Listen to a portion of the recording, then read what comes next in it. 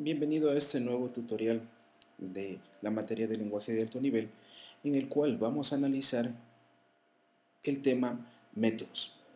En este tema vamos a aprender a realizar nuestros propios métodos, ya que en temas anteriores analizamos cómo se podía, en este caso, utilizar ciertos métodos que ya venían predefinidos en la clase MAT, por ejemplo, del API del lenguaje Java. Es así que en esta clase vamos a aprender a desarrollar nuestros propios métodos. Hagamos una definición bastante breve de lo que es un método. Podríamos decir que un método es una porción de código que realiza una tarea específica y que en este caso se la puede volver a llamar la cantidad de veces que sean necesarias para resolver nuestro problema. El trabajar con métodos parte de un principio que se denomina divide y vencerás, en el cual se dice que para resolver un problema que es grande, se puede dividir ese problema en problemas más pequeños.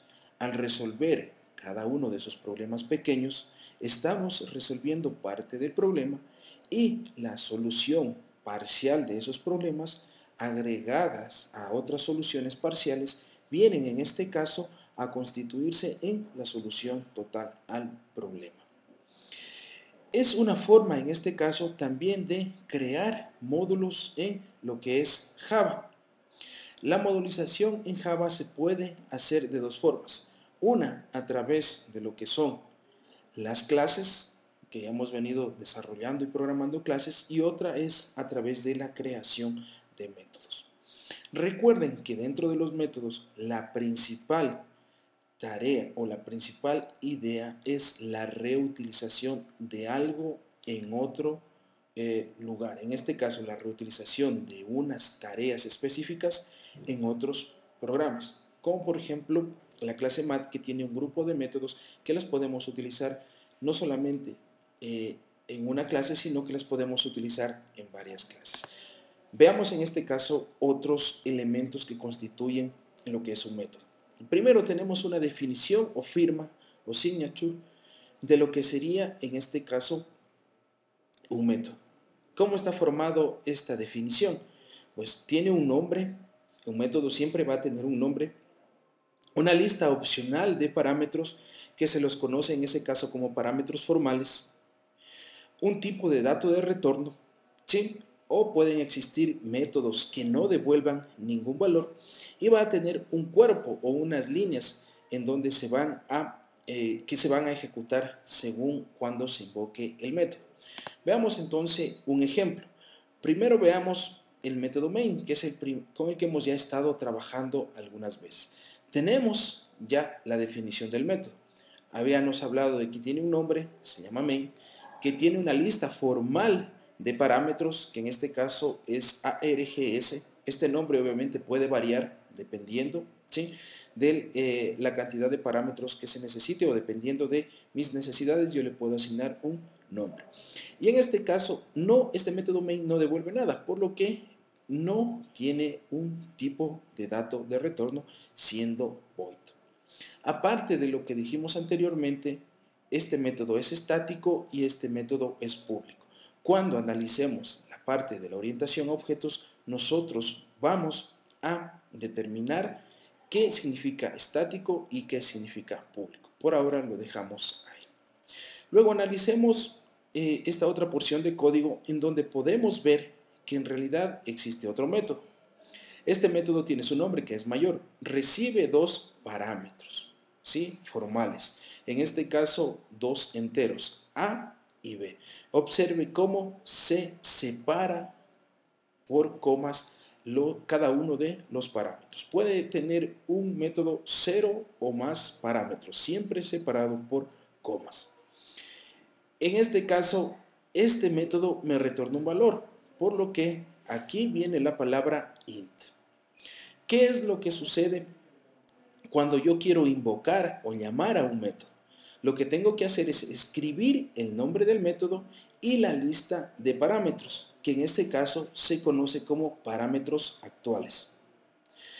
¿En dónde estoy haciendo la invocación a el método? Lo estoy haciendo en la línea 24. Estoy invocando a este método que se llama mayor, ¿sí?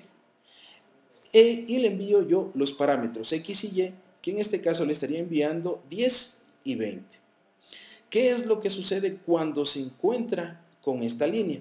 Cuando nos encontramos con una línea como estas, lo que se hace es que el flujo de ejecución se lleva hacia el método, es decir, que se va a ejecutar la línea 14. Se hacen las comparaciones respectivas y en este caso se devuelve un valor. Entonces, tenemos que tener en cuenta que hay métodos que no devuelven valores en donde se habla de el void. Mientras que tenemos métodos que devuelven valores en donde tenemos un tipo de dato de retorno. Y cuando tenemos métodos que devuelven valores, esos valores deben ser devueltos a través del uso de esta sentencia return. ¿Cuántas sentencias return puede tener un método? Puede tener las que sean necesarias. En este caso tenemos ya dos sentencias return. Veamos en este caso con un ejemplo lo que podemos realizar con métodos. Vamos a analizar un ejemplo en donde vamos a construir dos métodos. Un método en donde no se devuelve un valor y un método en este caso en el cual sí se devuelve un valor. El primer método que vamos a analizar se denomina mayor. Este método ya lo habíamos analizado anteriormente brevemente, pero lo vamos a ver en este caso un poco con más detalle. Primero, el nombre del método es mayor. Tiene un tipo de dato de retorno diferente de void, en este caso es int, por lo que debemos utilizar la sentencia return. Recuerde que todo método que no devuelve ningún valor debe ser declarado como void, mientras que un método que devuelve un valor debería tener el tipo de dato de retorno y utilizar la sentencia return.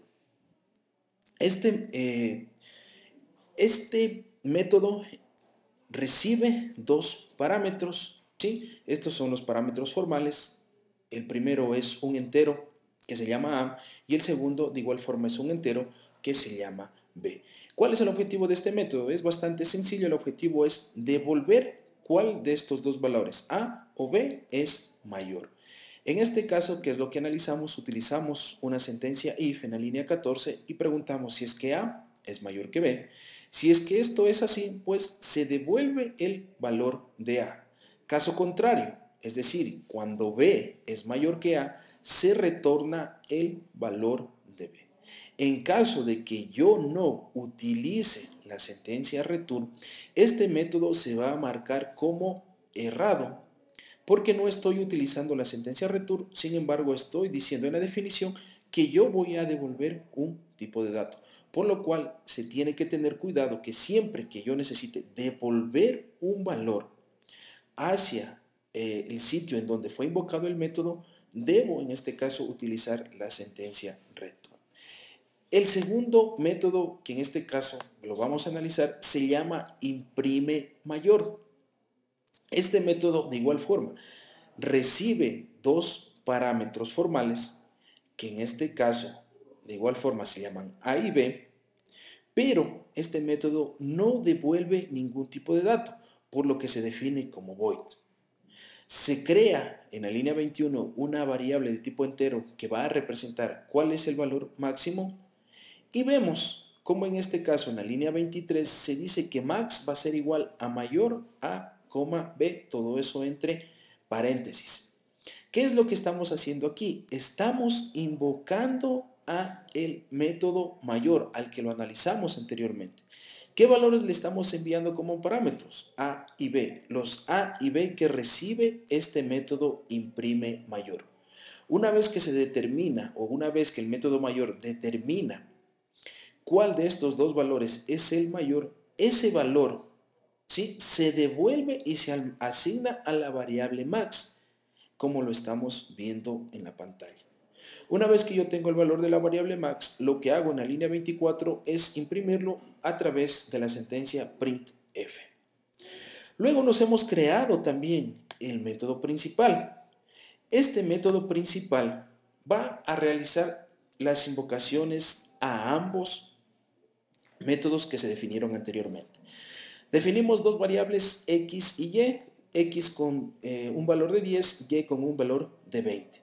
Luego realizamos la impresión de cuál sería el valor mayor utilizando una llamada al método mayor. Recuerden que el método mayor me devuelve un valor, por lo cual yo puedo utilizarlo aquí porque esta expresión va a ser reemplazada en este caso por un valor que va a ser devuelto por este método mayor. Luego hacemos de igual forma la impresión de mayor, pero en este caso a través de una invocación del método imprime mayor, al cual le damos en este caso los parámetros correspondientes, que en este caso se denominan como parámetros actuales. Recuerden que los parámetros formales van a ser esos parámetros formales van a ser reemplazados por valores que van a ser enviados cuando se ejecuten esos métodos. ¿Qué sucede cuando se invoca el método imprime mayor? Cuando se invoca el método imprime mayor, saltamos de la línea 32 hacia la línea 21. En Java no existe ningún problema si es que los métodos se definen antes o después de realizar antes o después de la línea en donde se realiza la invocación al método. En este caso, el método está definido antes, el método imprime mayor está definido antes que la línea 32, pero en Java no existe ningún problema. Saltamos a la línea 21, se crea la variable max y en este caso se determina cuál se invoca al método mayor, es decir, que de la línea 23 nuevamente vamos a saltar a la línea 14, ¿sí? Se determina cuál de estos es el mayor, se devuelve ese valor se almacena en la variable max, se imprime lo que sería esa variable max, se termina la ejecución de este método imprime mayor en la línea 25, por lo que el flujo de ejecución nuevamente se devuelve a la línea 32 para que se ejecute lo que sería la línea avance y se ejecute la línea 33 y de esa forma finalizar ya lo que sería el programa.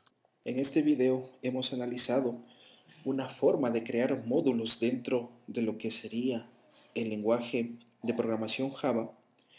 En el próximo video vamos a analizar ya la primera estructura de datos con la cual vamos a trabajar, que se denomina arreglo, que es bastante sencilla, pero que nos va a permitir darnos una idea de cómo realizar cierta manipulación de la información con la cual estamos trabajando.